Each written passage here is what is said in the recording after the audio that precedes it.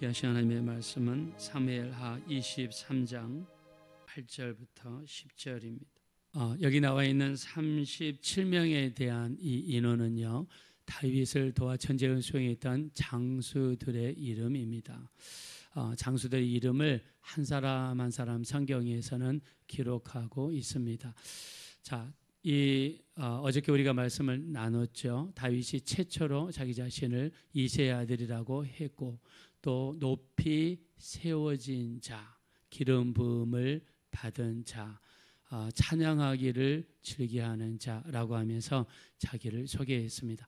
다윗은 제2의 광야 생활을 하면서 여러 가지 상처와 수많은 혼란과 환난을 통해서 마음이 낮아질 대로 낮아져 있습니다. 우리 사무엘하 23장은 다윗이 죽기 전에 자기 자신을 표현하는 언어입니다. 그러면서 자기 자신을 이새의 아들이라고 표현했습니다. 이것은 나는 보잘것없는 집안의 출신이고 참으로 미천한 자라는 것을 자기 자신이 스스로 고백하는 것입니다.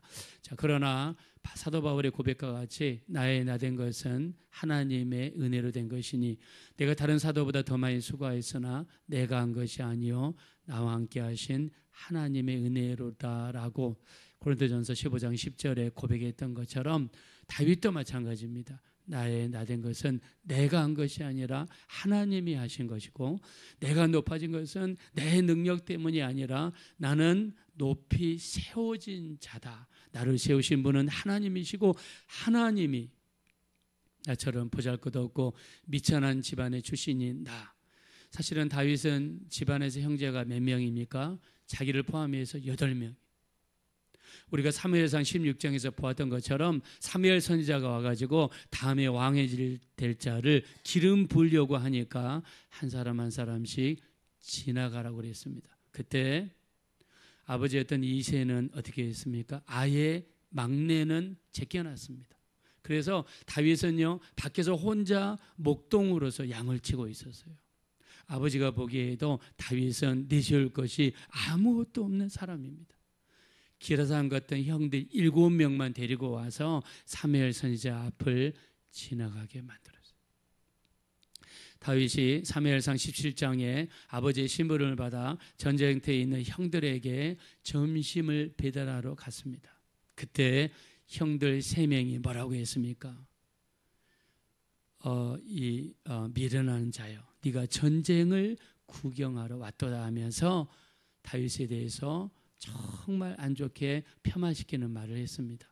자, 사실 다윗은 그렇게 뛰어난 사람이었던 것 같지는 않습니다. 그러나 다윗은 이야기합니다. 나를 세우신 분은 하나님이시다고 이렇게 고백을 했습니다. 자, 오늘 다윗의 새로운 면을 볼 수 있습니다. 그러면서 다윗의 이런 고백이 나온 다음에 오늘 8절부터는 다윗을 도왔던 37명의 장수들의 이름을 기억하고 있어요. 무슨 말입니까? 다윗이 그동안 그 수많은 전쟁에서 승리했고 그 수많은 전쟁을 이겼는데 이것이 다윗 혼자만의 능력이 아니라 37명의 장수들과 같이 했기 때문이라고 하면서 여기에 37명의 이름을 적었습니다. 즉 다윗은 그 많은 전쟁들을 동지들과 연합하며 함께하며 힘을 합쳤기 때문에 할 수 있었다는 것을 고백하는 것입니다.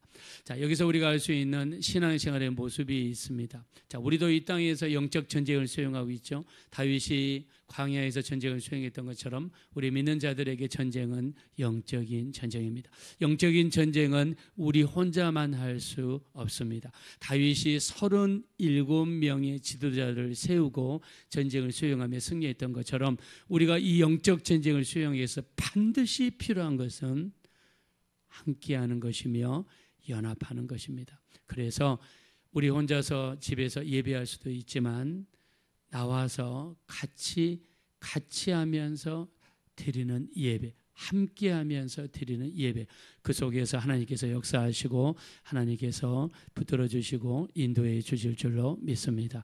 우리 신앙생활은 같이 하는 겁니다. 기도생활은 함께 하는 겁니다. 찬양도 같이 하는 겁니다. 봉사도 같이 하는 거고요. 전도도 주님께서 한 사람씩 보낸 게 아니라 두 사람씩 보내면서 함께 하는 것입니다. 우리 모든 신앙생활은 같이 하는 거고 함께 하는 것입니다. 자, 같이 하는 거, 함께 하는 것이 어디서 나왔느냐? 바로 성부와 성자와 성령, 우리가 이 세 분을 삼위일체라고 합니다. 하나님은 본질적으로, 영어로 essence, 본질적으로 한 분이세요. 그러나 위격으로 세 분이 되십니다. 그렇다고 해서 세 분의 하나님이라는 뜻이 절대로 아니라 세 위격을 가지고 있어요. 자, 우리가 세 사람이 모이면 세 인격이라고 이야기합니다. 인격이란 것은 독립된, 각각 분리된 개체를 인격이라고 이야기해요. 그러나 우리 하나님을 이야기할 때는 인격이라는 단어를 쓰지 않고 위격이라는 단어를 씁니다. 위격을 라틴어로 우리 페르소나라고 하고요. 휘포코레시스라는 단어를 우리가 씁니다. 하나님은 세 위격으로 존재를 하세요. 하나님 아버지는 온 세계를 주장하시고 그 하나님의 계획을 따라 예수님이 이 땅에 오셨고, 그리고 예수님은 승천하셔서 올라가시고 하나님 아버지 보좌 우편에 앉아 계시고 대신에 성령을 우리에게 보내셨습니다. 하나님은 동시에 존재하세요. 아버지와 아들과 성령이 동시에 존재하세요. 그렇지만 본질상 한 분이세요. 이거를 하나님의 비밀, 하나님의 전능이라고 이야기합니다. 자, 우리가 성부, 성자, 성령을 이야기할 때 페리코레시스라는 그런 단어를 씁니다. 페리코레시스라는 단어는 무슨 말이냐면, 하나님은 세 분으로 구분이 되지만 분리할 수 없고 세 분으로 연합하지만 혼합되지 않는다라고 이야기를 합니다. 자, 그래서 우리가 쉽게 이야기하면 이 교회 옆에 우리 피아노가 있는데 피아노에 여러 가지 도레미파솔라시도가 있죠.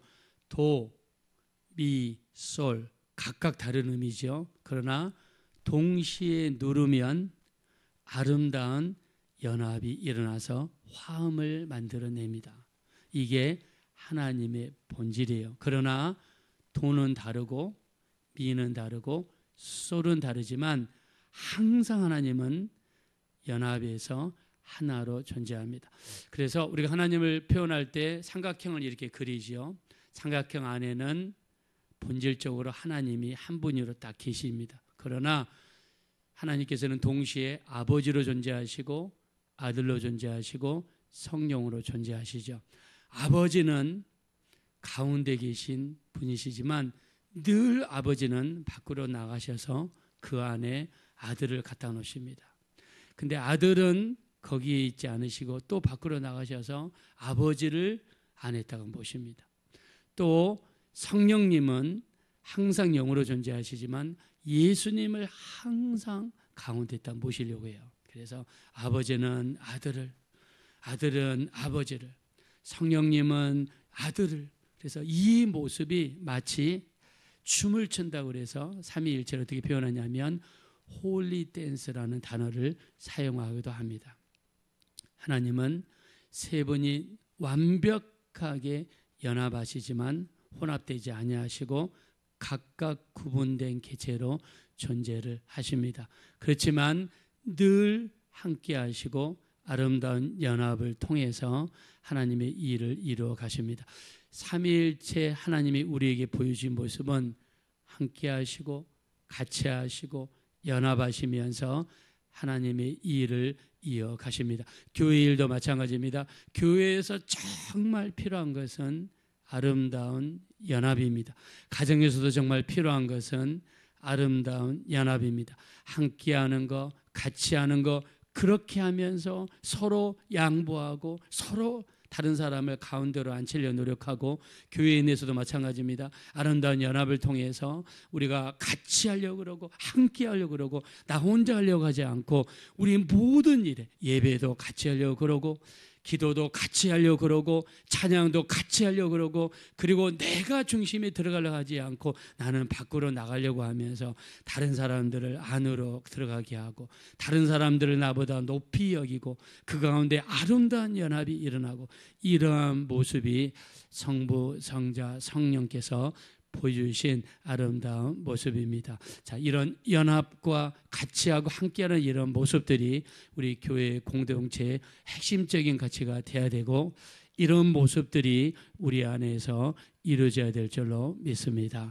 자, 그래서 우리가 초대교회를 보십시오. 초대교회는 모이기를 힘쓰고, 모이면 기도하고, 모이면 떡을 떼고, 흩어지면 둘이씩 흩어져서 전도하고, 모이기를 힘쓰고, 예배하기를 힘쓰고, 찬양하기를 힘썼습니다. 함께하고 같이 하는 그 속에서 하나님의 역사가 나타나게 될 줄로 믿습니다.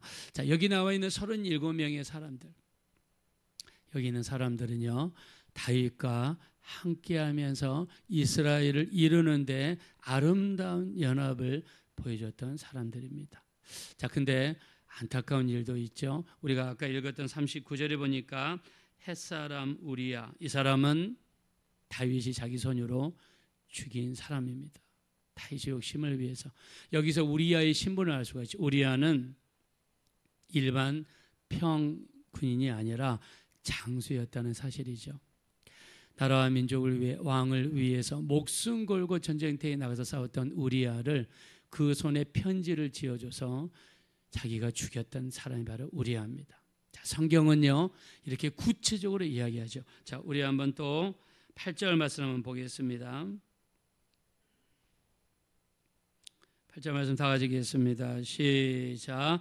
다윗의 용사들의 이름은 이러하니라. 다그몬 사람 요셉 밧세게벳이라고도 하고 에센 사람 아디노라고도 하는 자는 군 지휘관의 두목이라. 그가 단번에 800명을 쳐 죽였더라. 아멘. 자, 여기에 37명의 사람들이 나와 있는데 그 사람들의 구체적인 행적까지 하나하나 기록했어요. 구체적인 행적 하나. 자, 그리고 여기에도 아름다운 체계가 있습니다. 가장 위에 요압 장군이 있고요. 그 다음 밑에 3명의 최상위 3명의 장군들이 있고요. 그 밑에 일반 3명의 장군들이 있고요. 그리고 30명의 지휘관들이 밑에 나와 있어요. 다 해서 37명. 제일 위에 국방부 장관, 그 다음에 3명, 그 다음에 두 번째 3명의 그룹, 그리고 30명의 지휘관들 이렇게 나와 있고요. 그리고 여기에 한 사람 한 사람의 구체적인 행적을 성경에서 기록하고 있습니다. 저는 여기서 한 가지 느꼈습니다. 자, 여러분 보십시오. 전쟁터는 얼마나 치열하고 바쁘고, 그리고 전쟁터는 얼마나 죽기 살기로 싸우고 있습니까? 근데 성경에서는 그 바쁘고 치열한 중에도 그들의 행적을 자세하게 기록했다는 거예요. 이건 뭘 이야기할까요? 이 세상 어느 누구도 어떤 환경, 어떤 치열하고 바쁘고 어려운 환경이 있다 할지라도 우리의 행동 하나하나가 하나님의 눈에 비춰지게 되고 성경에 기록이 된다는 것입니다. 자, 성경에 보면 하나님 앞에는 3권의 책이 있습니다. 우리 요한계시록 20장 12절에 보니까 보좌 앞에 다른 책들이 펴져 있고 또 다른 책이 펴져 있으니 곧 생명책이라. 죽은 자들이 자기 행위를 따라 책들에 기록된 대로 심판을 받더라. 그랬습니다. 우리의 모든 행동이 책에 기록된대요. 첫 번째 책은 행위책입니다. 그 행위책에는 우리가 태어나서 지금까지 했던 모든 행위들이 거기에 기록되어 있어요. 우리가 하는 행동에 대해서 책임지고 심판받을 날이 옵니다. 우리 믿지 않는 사람들은 천국과 지옥의 심판이지만 믿는 사람들은 상벌의 심판이에요. 지옥 가는 심판이 아니라 상벌의 심판입니다.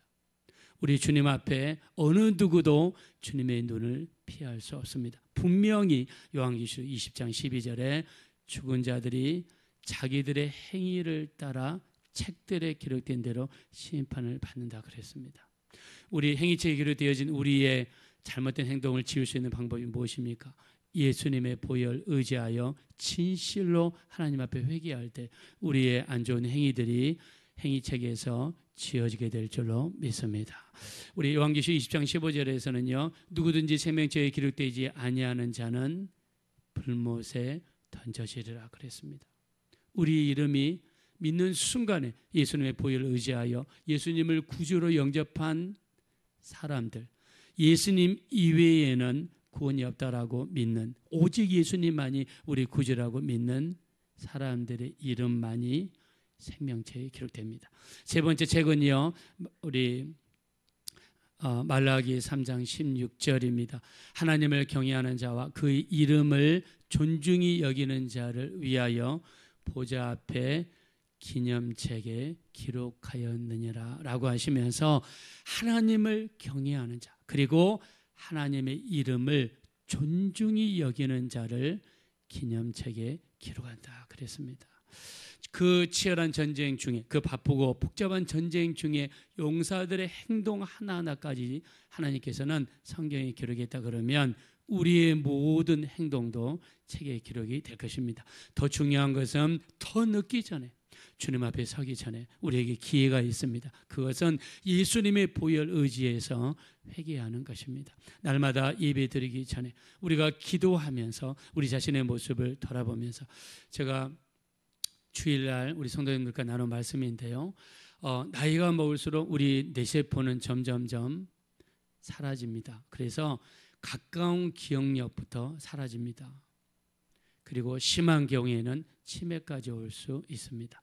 자, 기억력을 되살리고 뇌세포를 활발하게 활성화할 수 있는 방법이 두 가지가 있어요.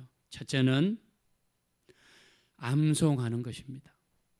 내가 무슨 이야기를 하려다가 잊어버린 단어가 있죠. 그러면 그 단어에 대한 뇌세포가 사라진 거랍니다. 그러면 나중에 그 단어가 생각나면 적어놨다가 몇 번이고 몇백 번이고 그 단어를 외우는 거예요. 그러면 그 단어와 관련된 뇌세포가 살아난다는 거예요.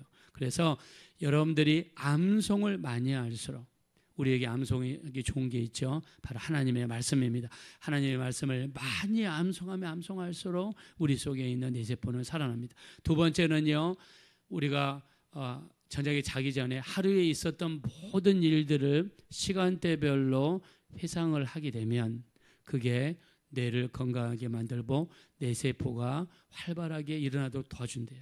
자, 우리가 자기 전에 하루를 회상하는 게 무엇입니까?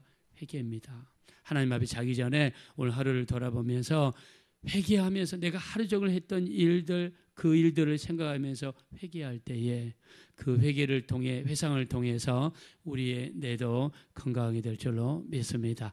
우리 마지막 때 정말 예수님의 보혈을 의지하셔서 기도, 회개 많이 하셔서 우리 기념책에 있는 우리 안 좋은 모든 행위들이 온전히 지어지게 되시고 좋은 일만 기록되어지는 복된 신앙생활 감당하게 되시기를 예수님의 이름으로 축원드립니다. 이 시간 기도하실 때 우리가 이 마지막 때 정말 하나님 앞에는 책 3권이 있습니다. 우리 행위책과 생명책과 기념책이 있습니다. 우리 행위책에 아름다운 이야기만 기록이 되게 도와주십시오. 우리가 온전하지 못한 우리 모든 행위들을 철저하게 예수님의 보혈로 회개해서 우리 안 좋은 행위들이 지어질 수 있도록, 그래서 주님의 보혈 의지하여 철저히 회개하는 이런 신앙생활이 우리 삶 속에 넘칠 수 있도록 도와달라고 우리 합심으로 간절히 기도하겠습니다. 허락하시고 잡으라시 하나님, 진심으로 감사합니다. 하나님의 보좌 앞에는 생명록과 행위록과 생명록이 기념책이 있는 것을 알았습니다. 우리의 모든 행위들이 행위록에 기록된다고 하였습니다. 죽은 자들이 자기 행위를 따라 책에 기록된 대로 심판을 받는다고 했습니다. 우리 하나님, 더 늦기 전에 우리 행위들을 하나님 앞에 온전히 회개하기 원합니다. 우리의 모든 죄들을 하나님 앞에 회개하기를 원합니다. 우리의 모든 죄들이 지어지게 도와주시고 하나님 앞에 더욱더 온전한 자의 모습으로 설 수 있도록 우리 하나님 인도하여 주시옵소서. 주시옵소서. 우리는 부족하고 연약합니다. 우리가 지은 죄마다 우리 회개를 통해서 깨끗해지게 도와주시고 온전해지게 도와주시고 하나님 앞에 온전한 자의 모습으로 설 수 있도록 인도하여 주시옵소서.